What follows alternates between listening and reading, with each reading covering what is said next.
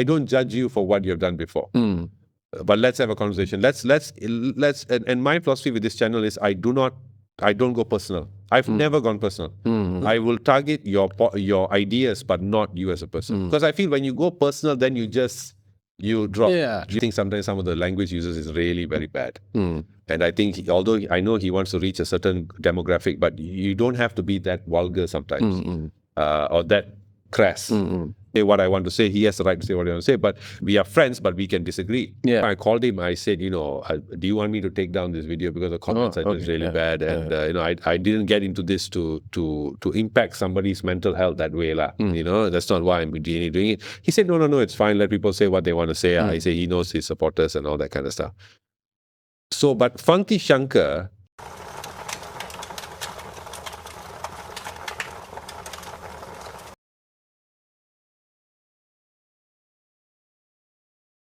Hello and welcome to another episode of the Black Seed Theory. If this is your first time tuning in, it will mean us a lot if you can follow and subscribe to this channel.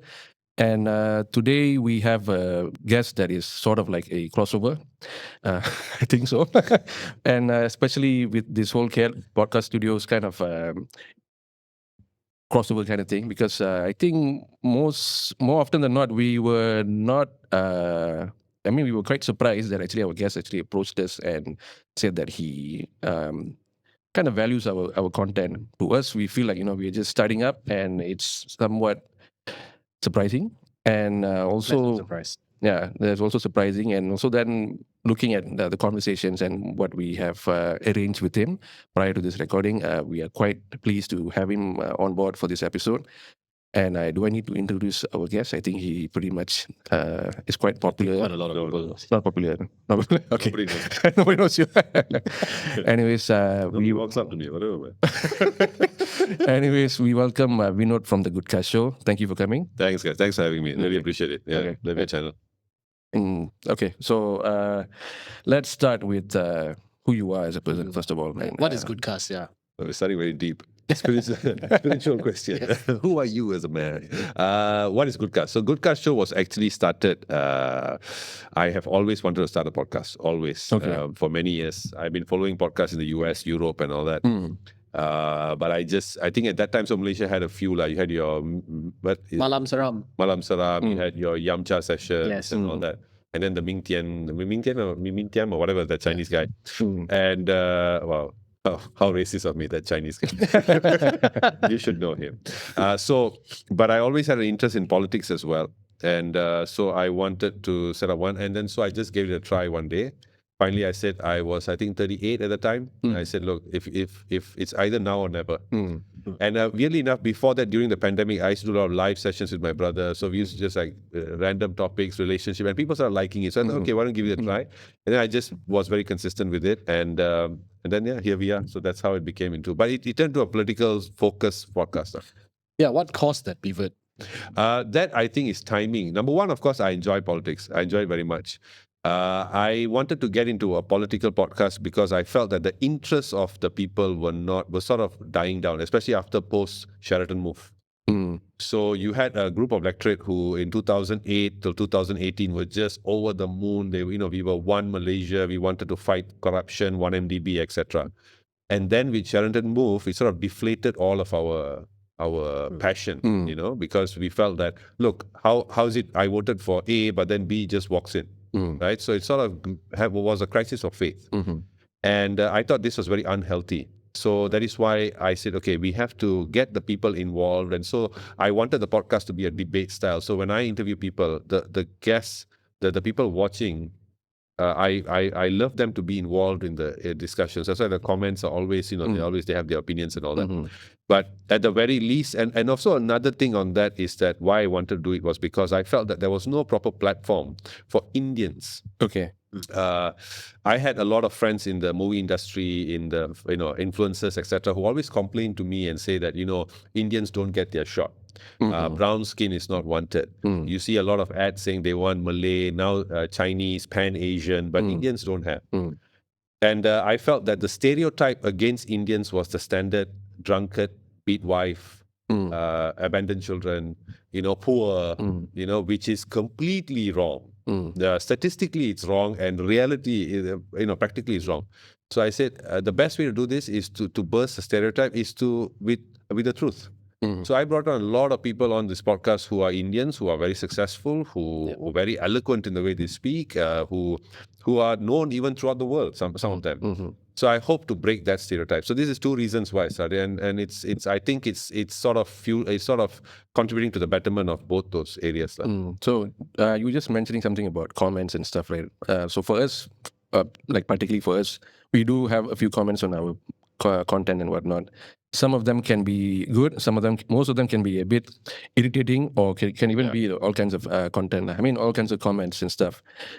How do you deal with that? Like for personally, if you look at a very constructive comment, maybe it's pointing out on, let's say, it's pointing on how you choose to carry those questions to a specific guest. How do you deal with it? I think in social media terms, from a business standpoint, I think every YouTube channel or podcast or whatever, news channel, whatever, should have a community manager. That means this person would go into the comments and reply and sort of instigate conversation. Their role is not to debate, but to instigate, right? We've seen a lot of cases online, Americans and all that, who have said that when they have such a person doing that, they sort of increase engagement, increase viewership, right? Because the algorithm sort of sees this as a popular thing. People are commenting, engaging, so it promotes it more, simple like that. For me, currently, unfortunately, I'm a one-man army. So I do not have the time to engage with comments. Unless I'm tagged in the comment, then I will engage.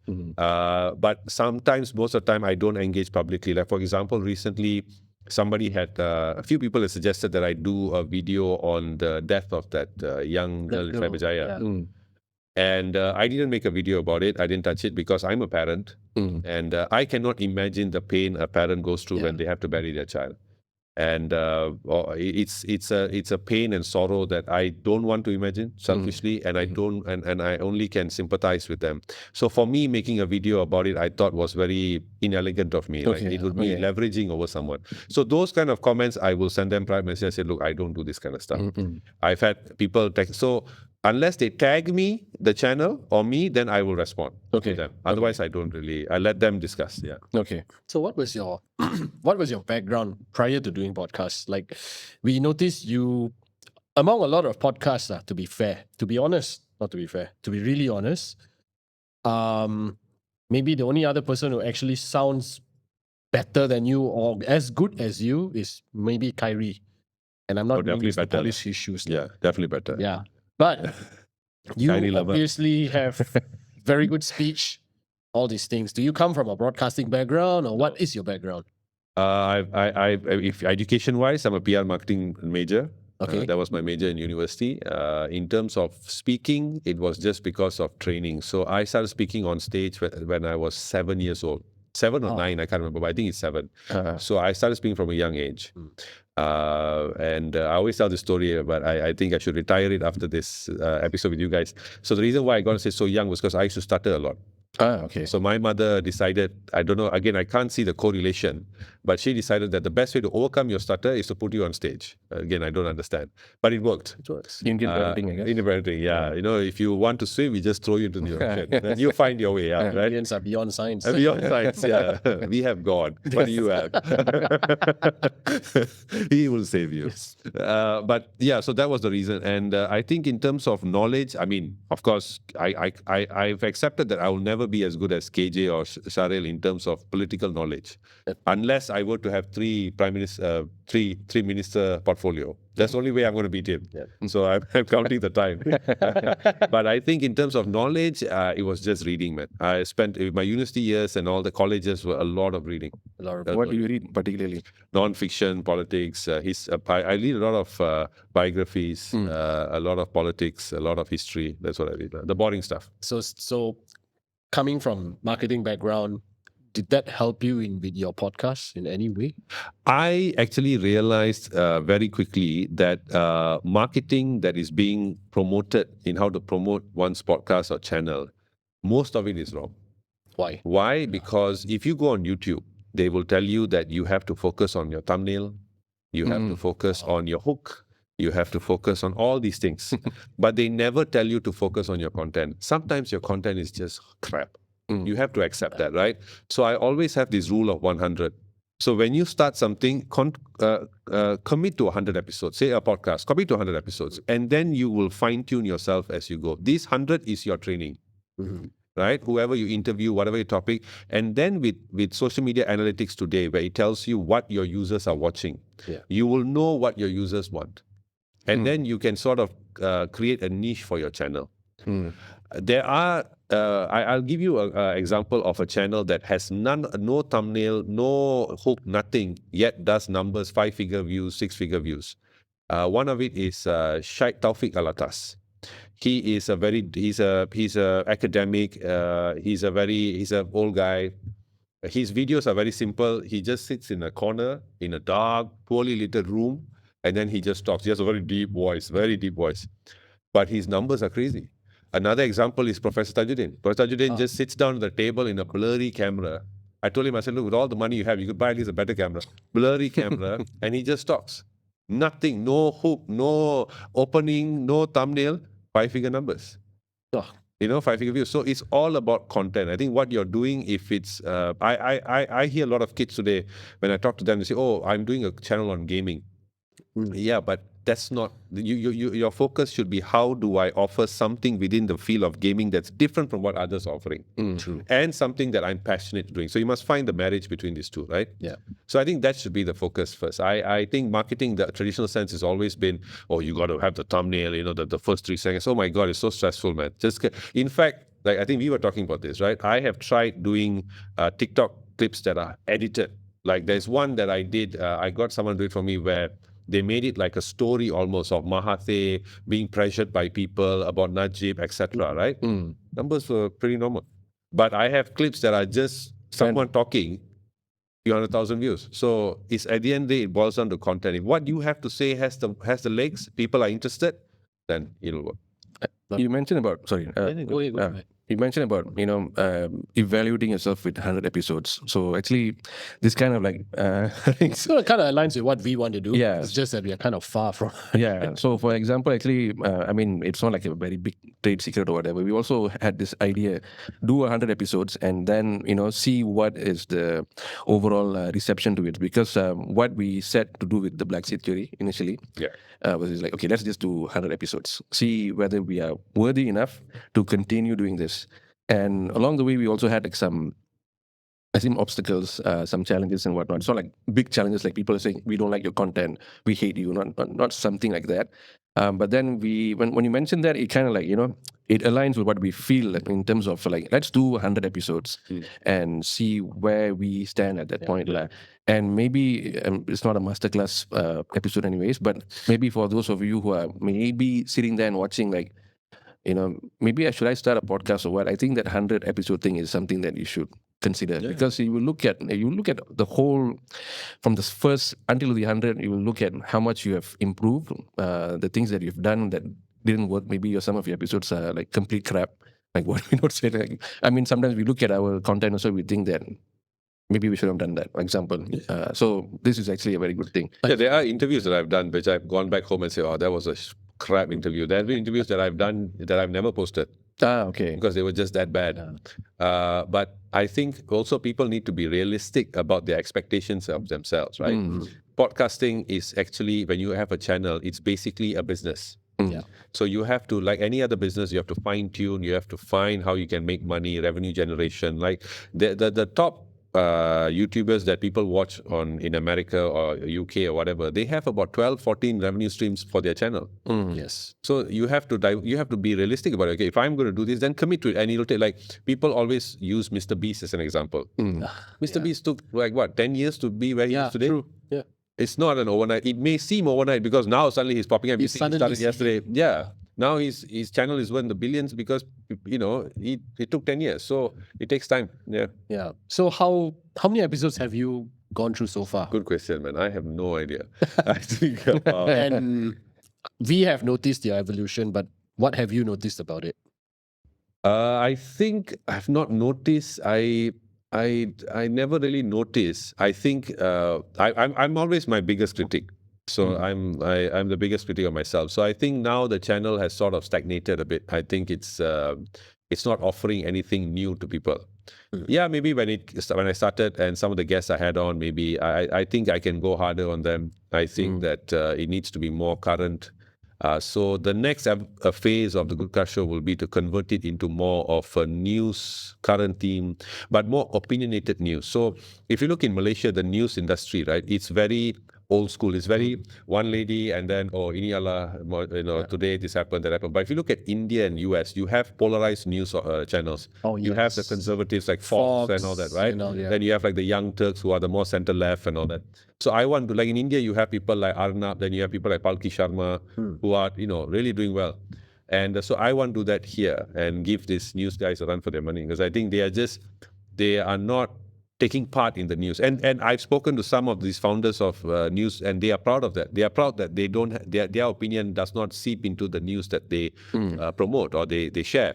For me, I feel that's today's world where everybody has an opinion. I think you should get into that. But if you are putting yourself, comparing yourself with the mainstream news per se, like, your RTM and all that, where do you see on these news sites, these clickbaity sites? Such as? Chili sauce maybe. World of Buzz, Says, and all these. I think their market is more lifestyle oriented. I think, like you said, they are more clickbait, they are more sensational news and all that. Says has done well. Our fellow brown sister, what's her name? Nandini, she's doing well.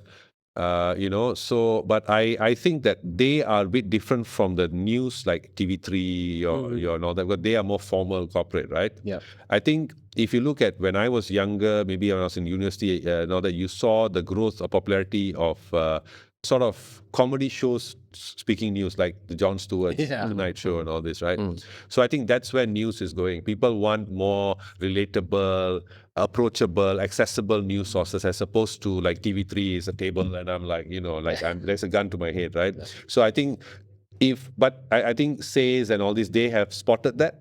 And so they are going on that wave. Whereas, all these GLCs and all, they tend to be very slow in responding. True.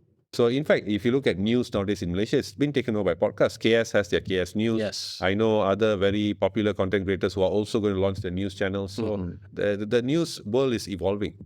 Yeah. Okay.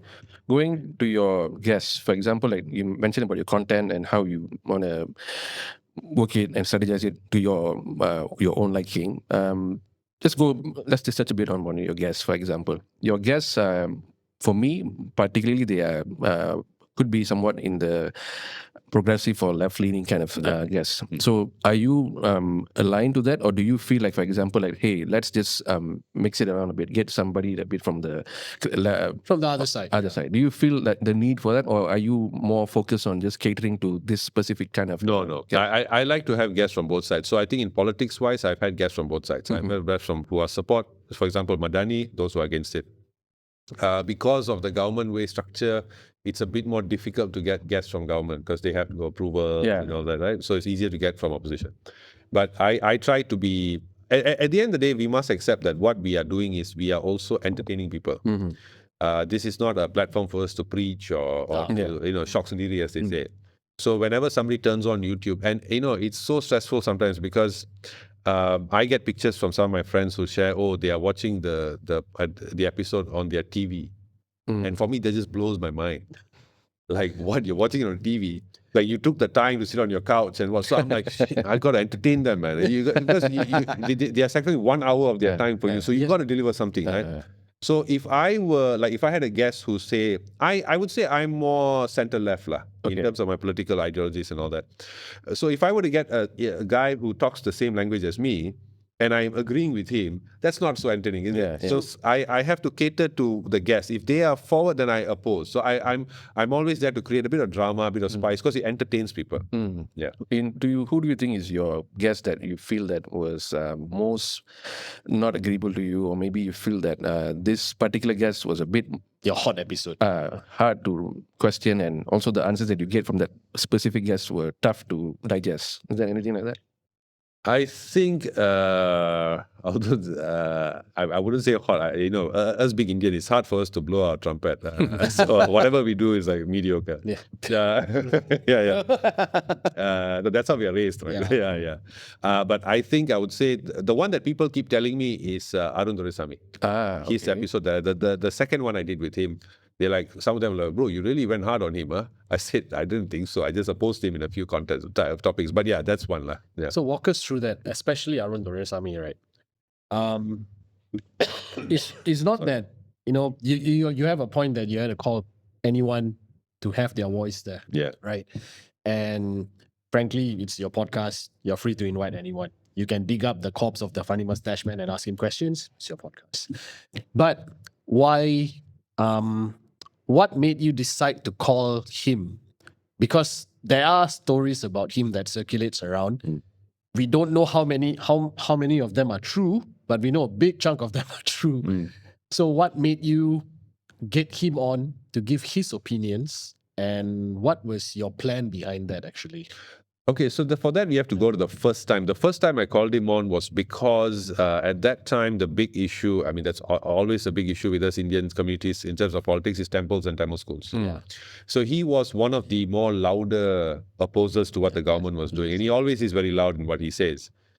So the first time he came on, I felt the interview was very. It did okay. It didn't do fantastic. It did okay, but I felt, although it was a one-sided thing where I was asking the questions and he was giving the answers. That's it. So I felt the second time he contacted me, in fact, he said, hey, why don't I come on and we do, or was it I contacted him? I kind of. That was about the temple thing, right? Temple thing again, which that was the Masjid India one. And so I said, and I was interviewing people, I said, I wanted to find a solution to this. How do we look at this from a more positive angle? They said, why don't you come on? Then he came on. And so this interview, I actually gave him a lot of pushback.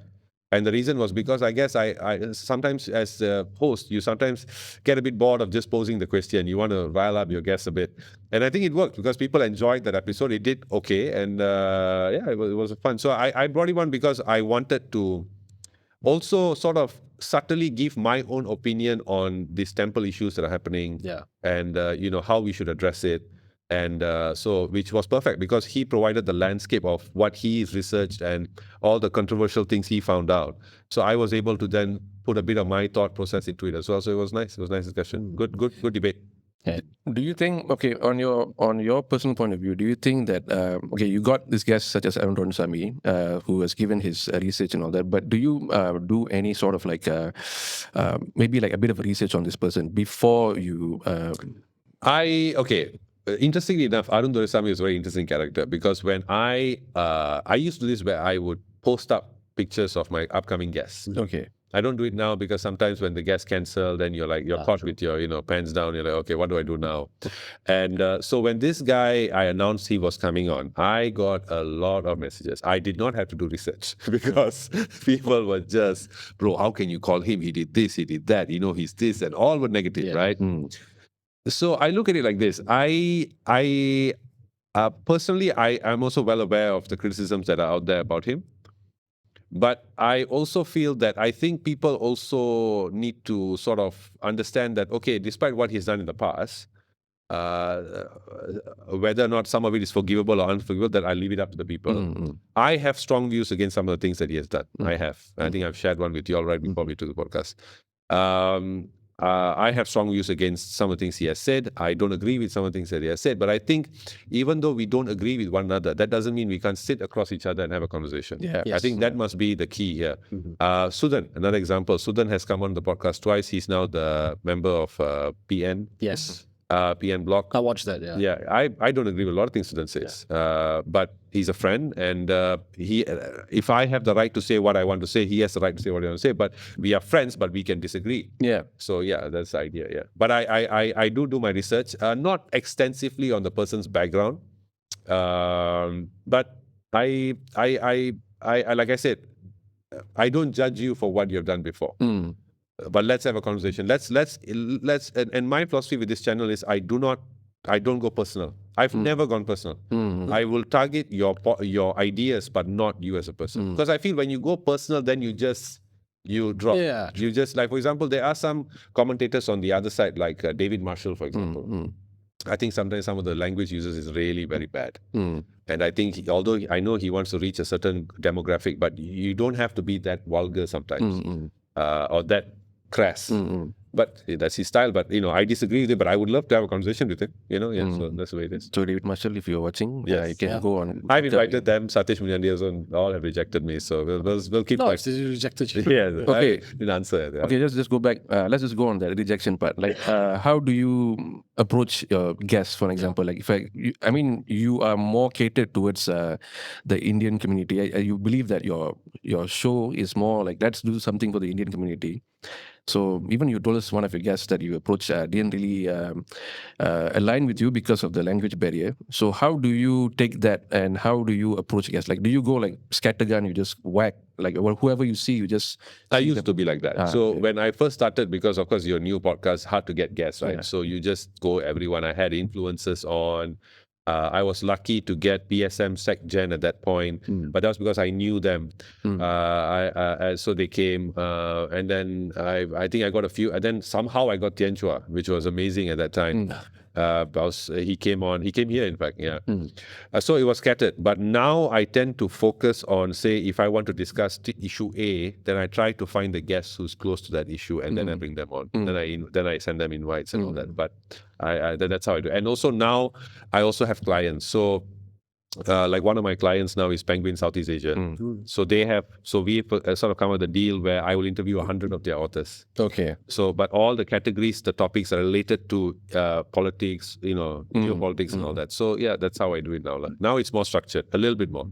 So you have mentioned that you interview people who are loud, right? Yes. Arun Doraisamy is an example. And have you gotten into trouble? No. Like MCMC or anyone has never approached you? Clients have asked me that. They said, your content, we are a bit afraid to advertise on your platform because your content. I said, look, I had the strategy director of Kementerian Komunikasi here having a discussion with me. He came on the podcast. And his name is Dato Siva Balan, and he's been nothing but supportive of the podcast. I remember when I interviewed him, he said, he congratulated me on the podcast, and he's an MIC guy. So, you would expect things like this from him, but no, he's very supportive. Even now, sometimes he texts me, hey, what's how going and all that. So he told me straight, he said, no, you do what you're doing. We love our government is aware of what you're doing. Do it. And I think for them, the shocking thing is, why are you doing it on your own? Like, why, I'm not part of anyone. There's no team. I'm not team. And no, I say, I'm not associated with any political party. I'm just myself and doing it, right? So I told him, I love politics. That's the only reason. But yeah, they're fun. I think if you debate things in a responsible manner, you are aware of the landmines. I think you can get away with it. I think but of course, now having said that, there is more cases of deletion of online content we are seeing now. Yes. Definitely. But I guess my sort of whole takeaway is that I don't think I would have been able to have the Goodcast show during BN's time. Oh, okay. I don't think so. I think I'll be in ISA quite soon. So I think it's a sort of, it's a weird situation whereby in this kind of environment, I can do this podcast, but at the same time, there is content deletion that's happening. Yeah. So it's a weird time with it. But do you honestly feel that your content is is way overboard for you personally? No. I think, in fact, just yesterday, I met my wife's gynecologist who said, she said, your content is you're too nice, lah. But everybody has an opinion. But yeah, it's true. I think I'm too nice nowadays. I think I'm too. Sometimes can be. What we are doing is entertainment. So of course, I don't want to go the route of Mehdi Hassan, who is, he's the type. He just go. He doesn't even let the guest talk. He just, which I don't agree with. But I think I need to be tougher. I'm too soft. Do you think that you have at least improved in that sense, being a bit tough? Maybe. Okay. I think I can do better. Okay. Yeah, I think I can do better. Let's go on guess again. Let's go. Let's go. I can't wait. I know some of the names. Okay, something that actually caught our attention. One of the guests that you had in, let's just talk about it because first we felt it was kind of random. So It was weird, yeah. it was kind of random. One of them is being the ice cream girl. Yes, Yeah. I So, contacted her. I Yeah, forgot the name again, but yeah. I still forgot her name. Yeah. So for us, I mean, when we were looking at your content and all that, we thought to ourselves like, what was the pull or what was the intention to have a guest like that? Because if you think about it, the only thing that mattered at the time was her video saying that she was not treated well by the ice cream Ice cream seller, and that's it. But of course, it took a lot of traction. Yeah, yeah. People actually took notice, and then people start talking about it like for at least 2 weeks roughly. Mhm. So when you approached her, what was your plan behind it? Do you just feel like, okay, I'm just going to call her because she has traction, she has some sort of mileage in social media. Let me just latch on it, or do you feel like there's something that you can maybe like dig up and dissect? Something you were Well, in all honesty, of course, the first reason was that at that time this story was really a big story. So and in social media, if you want the growth, you have to leverage of trends. Otherwise, like I had a friend who started a podcast, but he closed it down. I think after few episodes where he was doing laws of attraction. And then I advised him. I said nobody likes to be preached to, right? This people call this inspiration sector as what inspi porn or something. Yeah. Yeah, something like that. Because everybody has a quote, right? Everybody has a beautiful graphic that they share every morning and all that. Good morning, the world is waiting for you to rise. Shut up. Smell the flowers. Yeah. But it's fine. So that part is definitely that, in all honesty. But the second thing was that these problems that we face in terms of racial comments that come to us happen regularly. And if we as the Indians just whine about it, no one's going to pay attention. You have to bring it up in the faces of the people who do it. You have to sit down and say, look, we know that you're doing this and it's wrong. And that shows strength.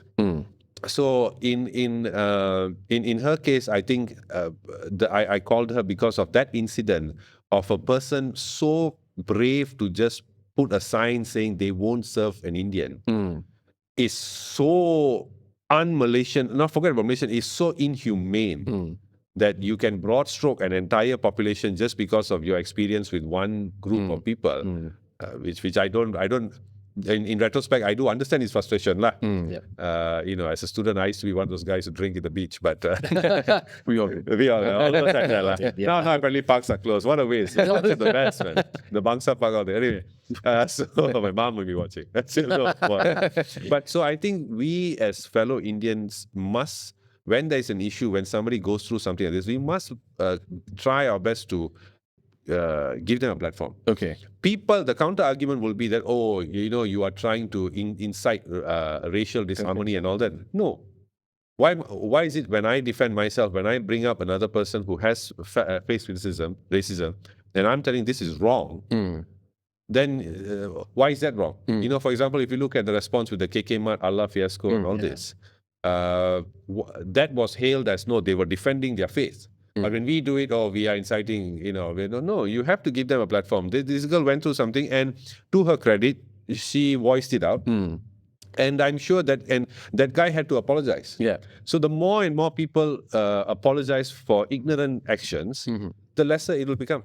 But it's like that saying, evil can thrive when good men do nothing.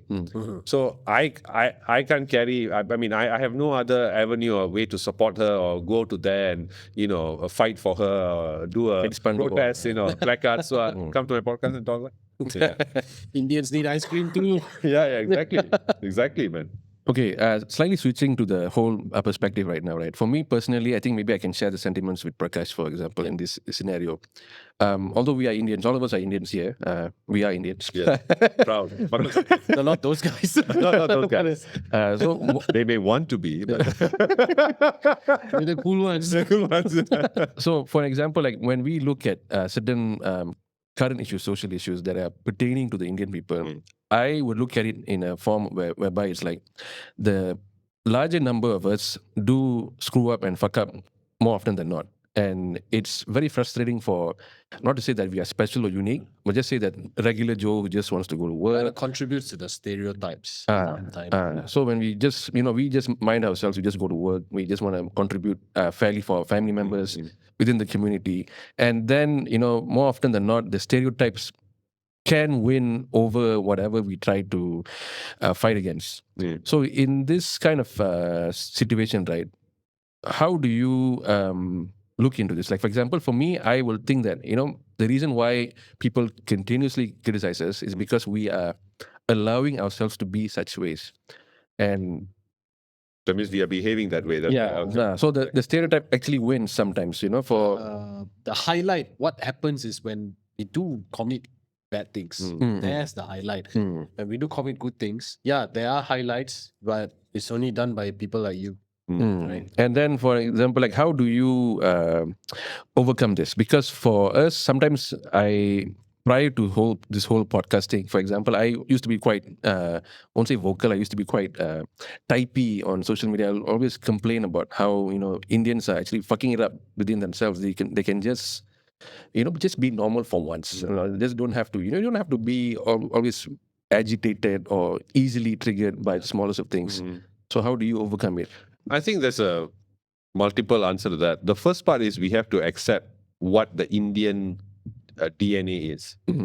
We Indian community, you look at wherever we are, whether you go back to India or whatever, we are a dramatic bunch. The drama is in our hearts and soul. It's in our blood, right? I can try to be as civilized as possible, drinking tea with a cup and Pinky, and all that. But put me in a movie cinema where the first showing of a Rajini film, you'll see me shouting. Okay, I don't know where that comes from. It just comes. Okay.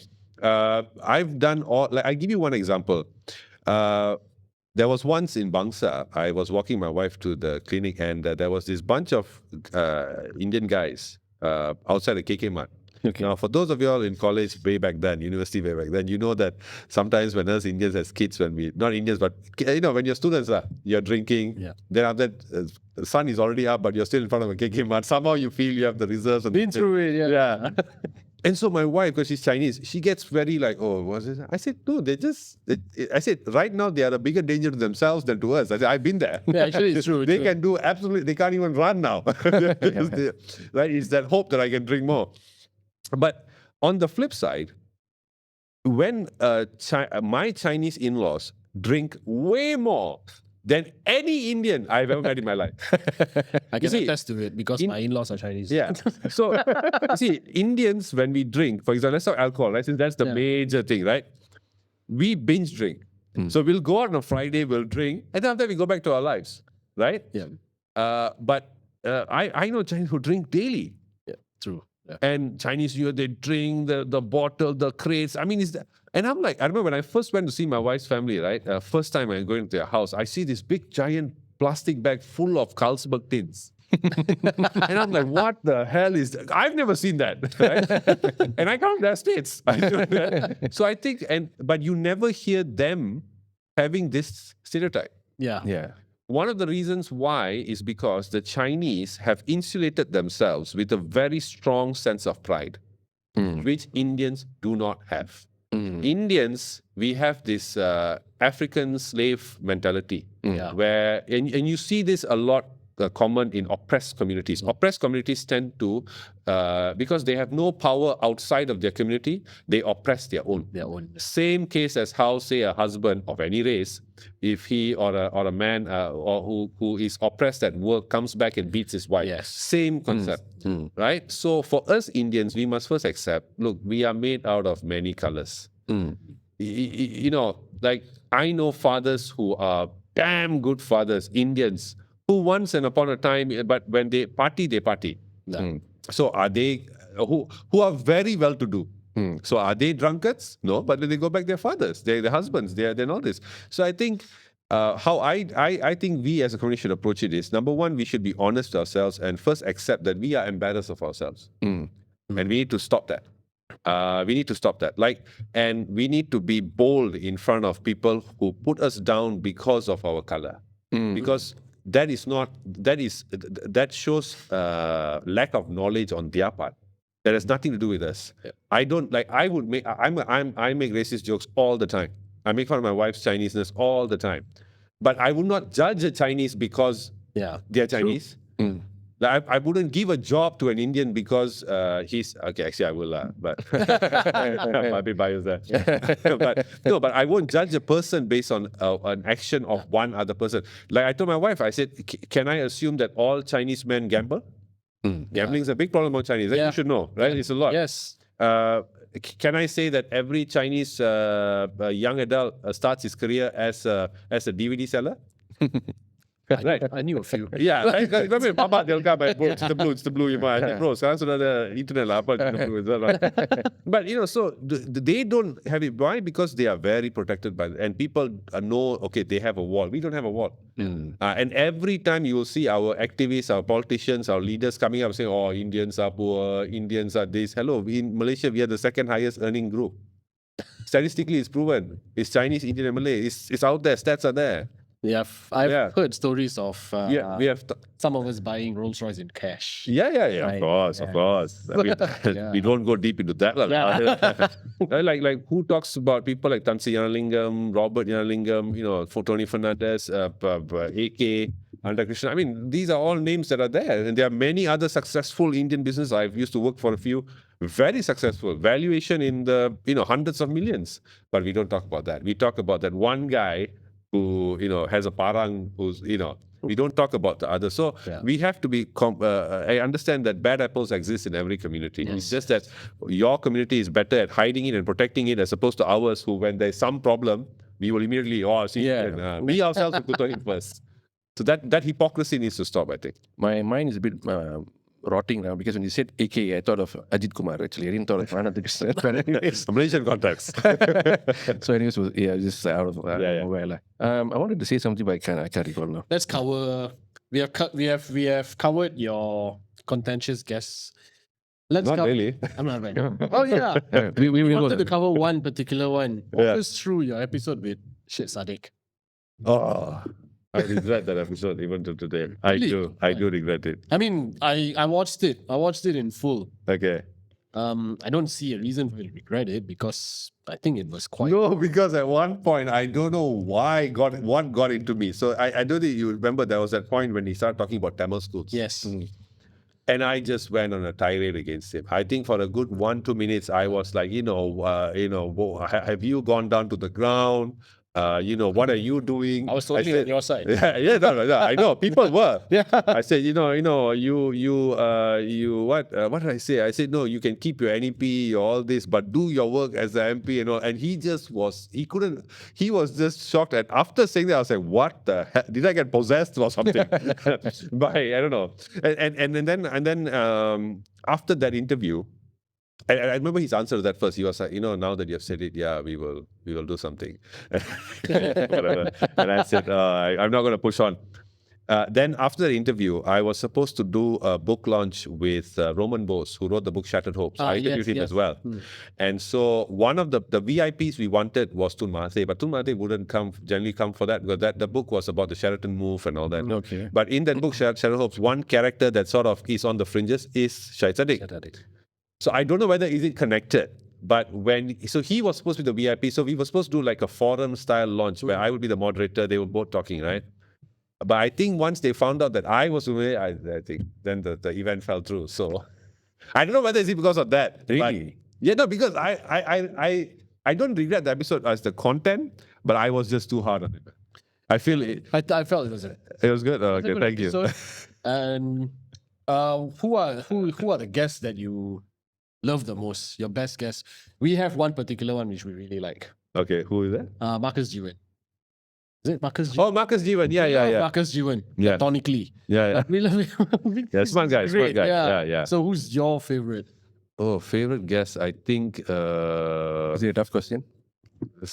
You seem to have other. Favorite guest, stuff lah. Favorite guest, I think the most appearances was Professor Tajuddin.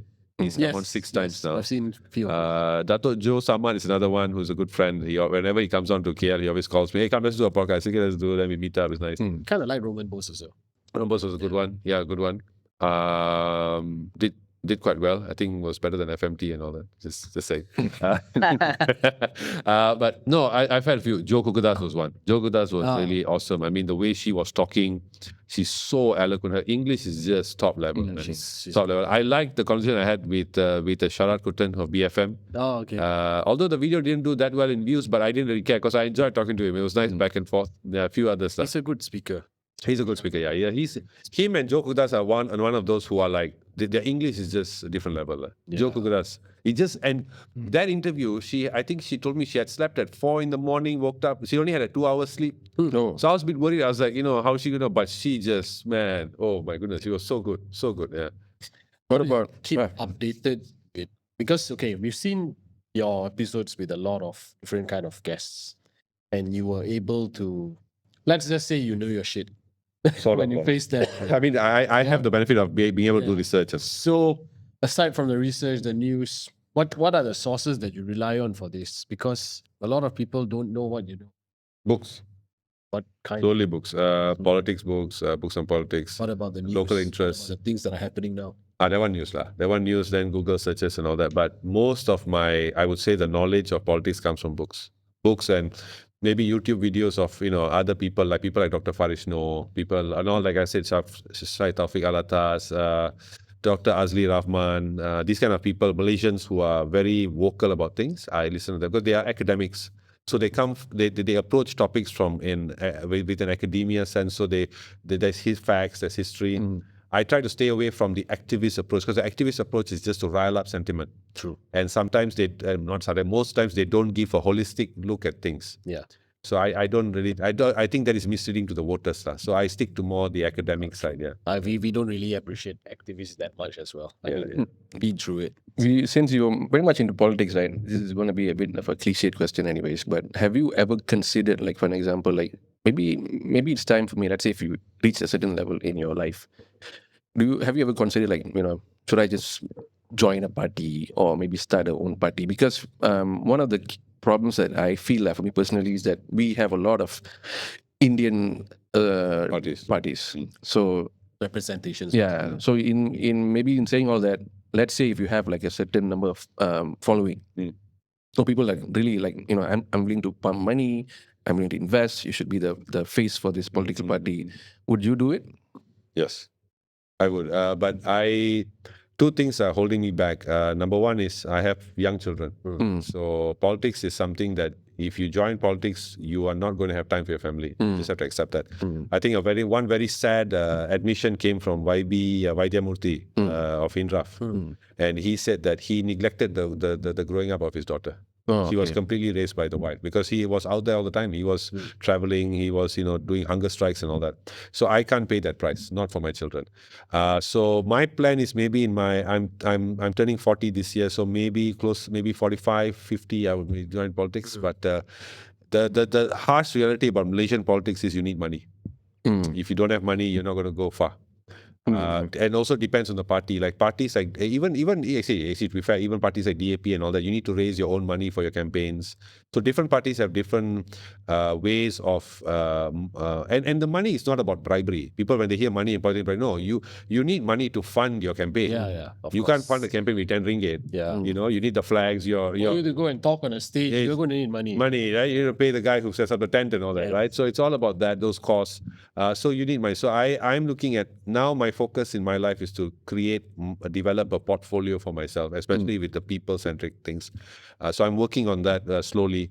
But yeah, that will be my focus now. And I'm not in any rush. And also, I want to find a party. I will not form a party of my own because I think there's too much hassle. Okay. And eventually, your party will be too small. Eventually, you'll still have to join a coalition. You can't stand on your own. So either way, you're just reinventing the wheel. So if I join a party, they have to at least a majority of the ideologies need to mirror mine. But unfortunately, Indian parties, I think, quite tough lah. The only party in Malaysia, Indian party that can do anything for the Indian people if they wanted or if they really invested themselves into it is MIC.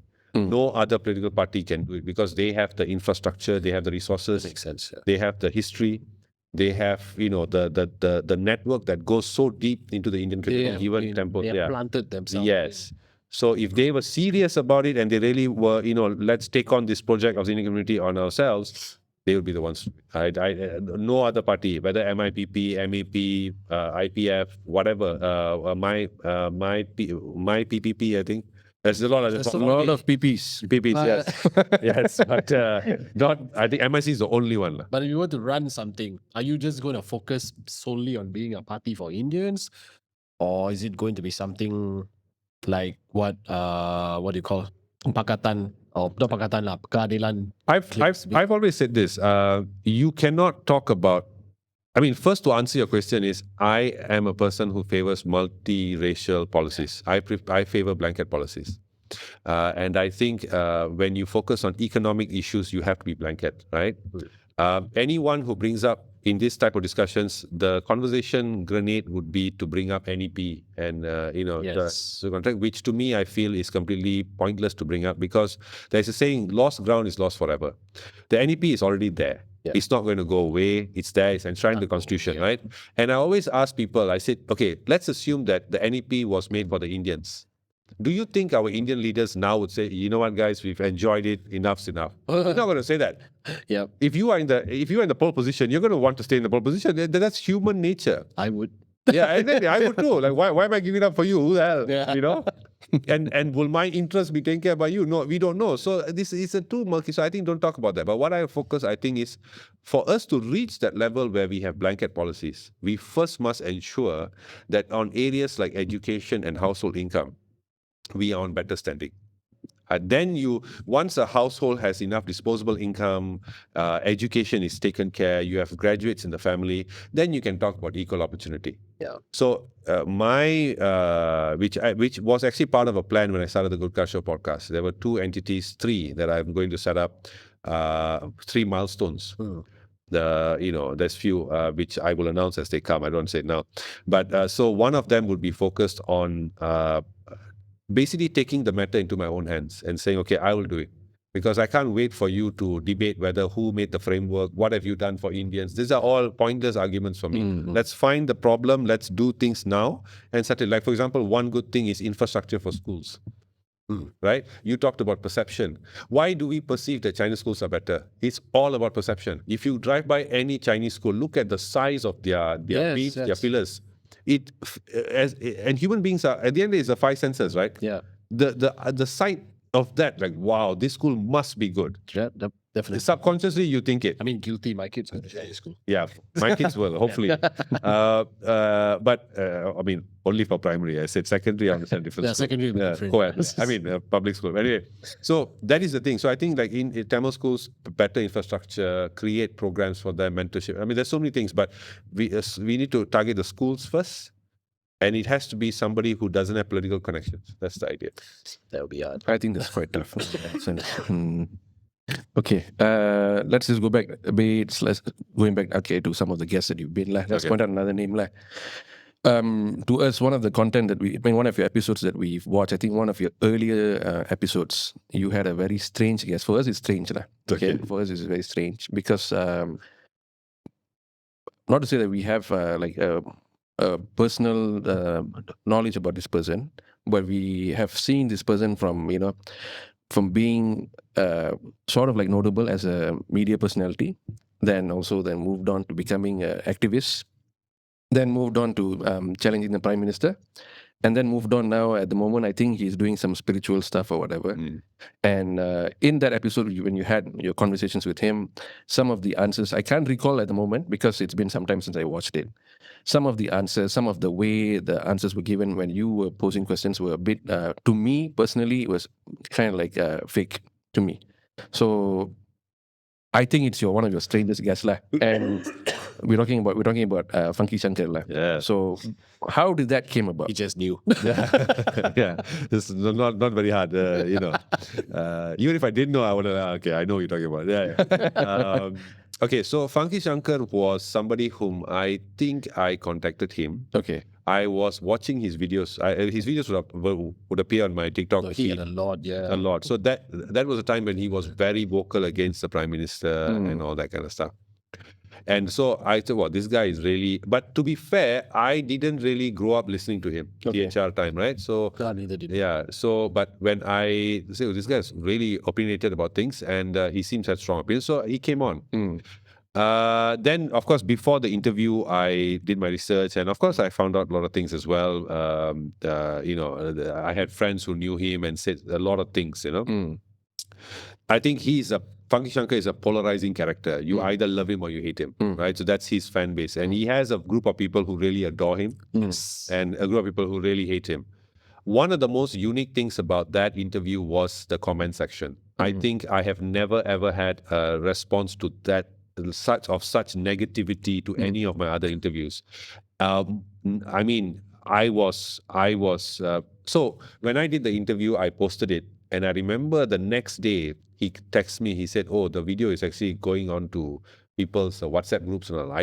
This is how new I was. I didn't understand what that meant. Okay. I said, "Why is it it's on TikTok?" But anyway, okay. Yeah. And then I was like, "Oh, so people are sharing. Okay, fine." So I got a bit nervous because he sounded nervous. I said, "What?" I said, "Okay, never mind." Of course, it'll be. Yeah. So at that time, somehow my style of posting was I used to chop up my videos on YouTube to like maybe 5, 6, 7 minute clips and then post it one by one, and then the full one later on.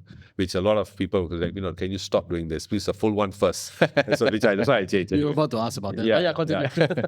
So the comments on TikTok were just 99% was just bad. Bad, was bad, just negative. 99%. Bad as in like criticism. 599. Yeah, criticism against him. Oh, okay.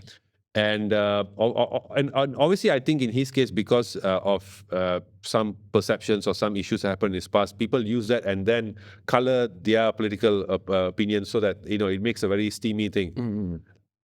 So one point I called him. I said, do you want me to take down this video because the comments are just really bad, and I didn't get into this to impact somebody's mental health that way, lah. That's not why I'm doing it. He said, no, it's fine. Let people say what they want to say. I say he knows his supporters and all that kind of stuff.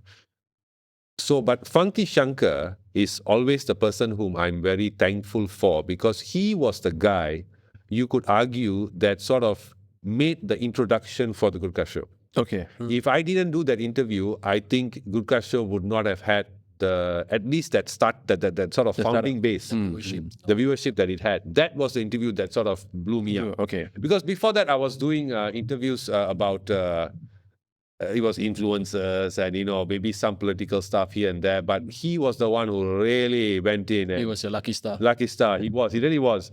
And so we discussed topics like to be fair to him, there were also some topics he didn't want to discuss. Okay. The thing about Funky Shankar is, of course, after that I met a lot of people who knew him, both politicians and people even from in a weird twist of things. I even interviewed his ex-wife. Okay. Yeah, we saw that episode. Yeah. I did not know that until he was here, and then I saw the 2 kids and then her, and I didn't know who she was. And then right before the interview, the kid says something, and I sort of like, because they're kids, I have daughters too. So I said, what did you say? Then the lady looked at me and says, no, they're saying whether their father will be happy to see this. I said, who's their father? And I don't know why, because I think one of the kid looks like him. His elder. I was like, oh. and the thing is, me and Funky were talking to each other and all that kind of stuff, right? As I say, I don't judge people, but I if you're nice to me, I'm nice to you. We're friends. I prefer making friends and enemies. So, but they were already here. Yeah. What do I do? And I can't kick them. I got them, Of course. right? So we continued having the interview, and then he calls me. He said, then he wasn't happy. But anyway, but I think when I hear his stories and the things he had to go through. In fact, I met that other THR guy. What's his name? Ananda. Okay. Oh, He had his fair share of story, which I'm not going to say, but he had his fair share of opinions. I just think his background. Okay. I know why you're laughing. I've But seen both of them at one point at different. yeah, so I think he's trying to move on with his life. I know he's made some mistakes and all that, but I wish him the best. But without Funky, I don't think I would be at this level now. I think he was that one who just like Goodcast show is here kind of thing. We assume that you got to interview his wife because of him. That's what we were thinking. We thought like, oh, maybe Funky said, hey, No, they were. I think at that time they were already separated. I think. yeah. Yeah, We are aware of that. It's just that we thought that maybe they, I don't know. How did that came about? Like Yeah, how did that- She contacted me. She contacted me on TikTok, and she was running this. Firstly, she's a very good cook. She's a phenomenal cook. I think recently she won some award and all that. So well done to her. And so she had this home catering business. So her story is quite because like there are people in my family who are single mothers as well. Not many. It's not like a family full of single, but just one. But so when I met her, I obviously have that tendency to I understand, not understand, but I sort of sympathize, especially with the kids. So she was telling me that she does this business. She's a home caterer and all that and all that. So then we met, and then she let me try the food. She made some food for me, and I was like, wow, she's a really fantastic cook. And she has kids, so I'm a parent as well, and I always look out for the kids. So I just want the best for people. So then I said, let's do an episode, and she came on. Yeah, that's the thing. So talking about your editing, we noticed you used to edit shorts, and that has reduced or it's none On YouTube. on YouTube. Yeah. So, what made you change your style? So it's not really changed style. So I used to post on YouTube. I mean, I do post on YouTube, Instagram, and my primary is YouTube, the long form. The shorts are, of course, here and there. But TikTok is another, the shorts go on TikTok, right? So why my YouTube shorts upload is not good is because YouTube, for some reason, refused to allow you to upload shorts using your laptop or your PC. Oh, you have to do it from your phone. Which is tedious because, if I'm doing one shot, okay, fine. But sometimes I'll upload 30 videos on my Telegram, then I have to download it to my phone, and then I have to upload individually. It's a hassle, man. So, and time is another issue, right? True. So sometimes, but but what I'm trying to do now is I'm trying to change the content that I post on shorts. Maybe shorts will be more opinionated, my opinions on certain things. So I'm trying to find a different mix. I don't want to just post the same thing on shorts, on TikTok, on IG. I'll try different. Okay, no, I'm a bit lost now because when you said something about not being able to upload your shorts on YouTube, I'm uploading. I mean, we used to upload shorts on our channel, and I'm using a tablet, so it makes sense now. So you're talking about direct PC, is it like a laptop? Laptop, yeah. Okay, understand. Yeah. For tablet, you can, is it? Can you can use a tablet? Oh, to upload direct. Can. Awesome. Okay. So it's more of a platform problem. Yeah. I don't know why YouTube doesn't allow you to upload shorts directly. I don't get it, but even TikTok you can do it. Right? Yeah, true. So everything goes, of course, but I don't know why. I hope you do all this work alone. Yeah. The editing. Yeah. Is it very taxing for you? So it used to be. So what happened was for the past maybe since September 2020, maybe 23 up to 2024, I used to do it all using veed.io. So veed.io. Oh, okay. So I just upload the video, chop it up and all that, right? So the way I used to do it was I'll replay the video, and then I would never do timestamps. Oh, okay. Again, I didn't know how to do it. So I would just, on a Word document, I would just put, okay, from this time will be this clip. So I would chop up the clips, the long ones. In those long ones, I would chop up the tinier bits for TikTok. Okay. So then after the YouTube stuff is out, then the TikTok stuff, I will chop it up, put the subtitles, cut here, cut there, and all that. Okay. It used to take forever. I was about to ask that, yeah. It took forever. So I spent about 2 years sleeping every day at about 3 in the morning, to waking up then to go to work and all that. So then I discovered Wizard. VIZARD.ai. All right. You should try that. You can come up with shorts like that. Like you just put it in, All right. and now you don't have to edit using sound. You can edit using words to the transcript. All right. That just makes it. I can come up with like 10 shots in like half an hour. That's fantastic. Yeah, because you put it in, and then it will find that. But of course, the AI is not that evolved to find the best part. You still have to manually do it yourself. It just reduces your work. But the time was so much. Yeah, so that helps. So AI in that part has helped, lah. Yeah. So you're doing this full time now? Yes, full time now. Yeah, full time now. For the past year. 6 months. You could say past year. Yeah, fully would be past year. Yeah. What are the long-term plans for this? I mean, it looks like a long-term plan. Like, do you have? I mean, you said something about having 3 objectives which you do not want to talk about. But Brilliant. what do you see the Goodcast show becoming? I think the next phase of the evolution of Goodcast show would be to, like I said, to be challenged to challenge the news industry in Malaysia. Okay. I think I of course I want to do things different. Like I said, bring opinionated news. I think Wanaka Malaysia is sort of doing that now already, where they come up with these pieces where the editor will talk They about had certain. TikTok, right? I Yeah, remember TikTok, yeah. seeing They're big, yeah, they're big. And they grew very fast. Well done to them. But I also want to become more global. So another level is another part of it. I'm in the works of setting up two different channels. So one will be with just a fun lifestyle channel. Me and my brother, we've done a few episodes and all that. But that's completely different from Goodcast Show. Goodcast Show is a serious, but this is like just stupid comedy, right? I'll send you the link if you're free. You can watch. And then there's one square is called a Mandala, which is is going to be focusing on religion and culture in Southeast Asia. So, Nice. but that's a lot of work and it's Yeah. big. So it's taking time. So yeah, there's a few things. So of course, there are other things as well. But from the podcast, say the Goodcast Show, that'll be the direction from now on. Yeah, more current news stuff, covering press conferences. So it's a busier, on the ground lah. Speaking of religion, how religious are you? I wouldn't say I'm that religious. I think I just have a good relationship or understanding of God's presence in my life, lah. Like how it, and I try to equate the two all the time, but trying to find connecting points, which is a lot. So everything I do is sort of like with the notion that God is guiding you and watching you. I And mean, he sent Funky to you, so. yeah, he sent Funky to me. So exactly. Yeah. And who is your dream guest? Who do you want to have? Regardless who they may be. Doesn't matter. Yeah. Of course, the one that I would have loved to chat to, which is impossible now because he died, is Malcolm X. Okay. Malcolm X has always been my number one political or leader kind of guy. Are you inspired by him? Yes, Okay. yes. In fact, my ideologies on Indian community, why I want to focus is because of him. He's the one who always wanted to focus on blacks first. He didn't want to allow other races to interfere and all that. But I think it could be happening, but I don't want to jinx it. But no, I wouldn't say it could be happening. But the Prime Minister, that would be someone I would love to have on. Yeah, love to have the Prime Minister. Oh, that's cool actually. We're probably interviewing a centurion by then. No, not him. Oh. Current- Sorry, I'm still. Because he I'm still the thing about Dr. Anwar is he doesn't do much local news. Yeah, we noticed. Yeah.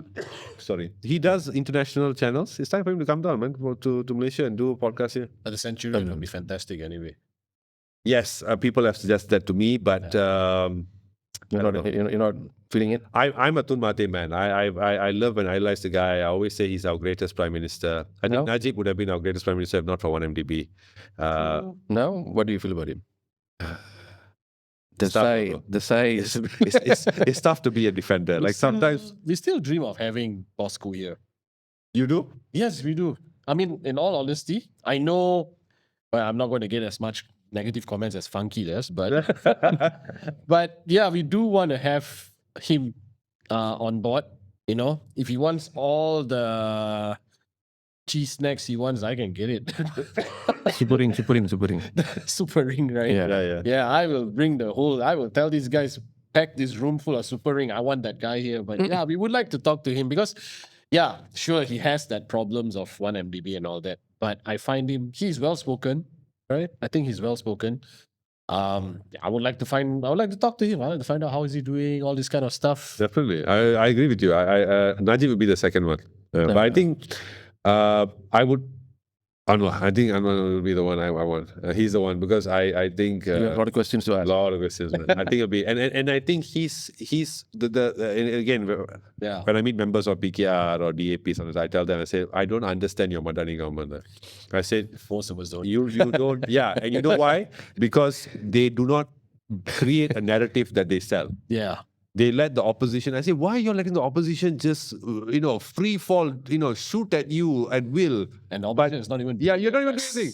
Yeah, they're You're just standing there quiet, and then you're just deleting videos. What the hell are you doing, man? Like say something.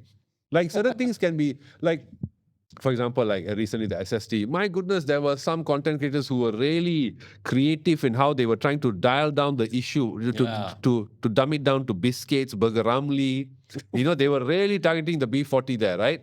And then Prime Minister comes up and say, no, but then you can plant fruit in the backyard. I'm like, oh my God, dude. What? Yeah. Recently, I did the press con. I covered it and proper, maybe proper.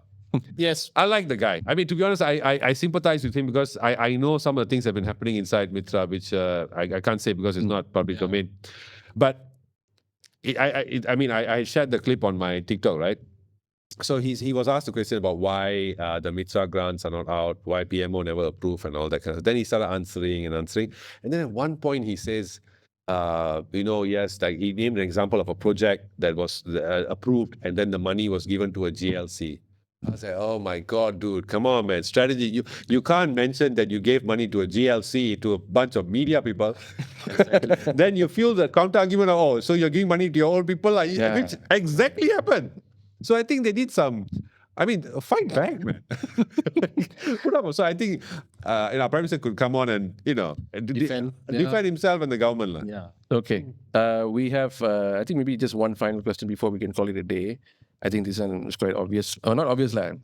What do you have, like, any words of advice for those who maybe want to get into podcast? Because, even for us, because maybe now the whole idea of starting a podcast may be a bit too boring or a bit like too seasoned to a certain point. Maybe, Maybe. maybe you can feel like everyone's having a podcast. So why, why should I start one? But if you have like any word of advice, what would that be? Okay, so this is interesting because, of course, as you know, I think 50% of SPM leavers now want to be content creators and all that, right? So this is an argument I've always had a different aspect to it. Whenever I meet, I think recently one of my clients, which is an Ayurveda center in Bangsa. So the founder, I was talking to him, then his son, both of his sons came, specky guys, like to play games and all that. So he said, oh, see, my sons also have YouTube channel and all that. So what can you have? So I said, firstly, I don't have 1 million subscribers, or I don't do, so I'm no one to give advice. But if I had to, I would say that the first thing is, that sort of like what you said, or if I want to start a podcast, why should I? Because everybody has a podcast, right? Malaysians tend to have this sort of outlook in life. If you look at currently in the world, there is about, I think, 5 million active podcasts. 5 million, okay? And of course, in every business, in every sector, it's about survival of the fittest. Who's the best will survive, who fails will go. Not everything that is woke or that is trending is made for you. I could have so easily started a podcast and failed immediately, right? But because I was persistent with it, you have to first manage your expectations. You have to understand that most likely you're not going to blow up within the first year. So you have to bide your time. Secondly is you got to keep on crafting your game. You have to find that niche, or you have to be better at what you do. If someone comes and tells me, oh, I want to set up a podcast, but in the form of, but discussing games, I'll be thinking, I wouldn't advise that. But okay, but how would you package it? For example, like if you're targeting people like my age, I don't think you all know this guy, Conan O'Brien. Yes. So when he has YouTube channel Team Coco, one of my most favorite segments he used to do was Clueless Gamer, where he would review games, but he's a guy, a 40-year-old, 50-year-old guy. He doesn't game. So that was so funny that he started getting EA Sports as advertisers and all that, right? So it grew. So his style is games with humor. So I think it's about refining your product, like in any business, what you offer. Sorry. And then another thing is also find ways to create revenue. If you're going to look at podcasts as just a hobby, you're going to die out because the cost is going to be high. You're going to be spending money. You're not going to see money coming in. So whatever you start with the view that, okay, I want to make money. What is my objective here? What is my end game? Like for me, I have an end game.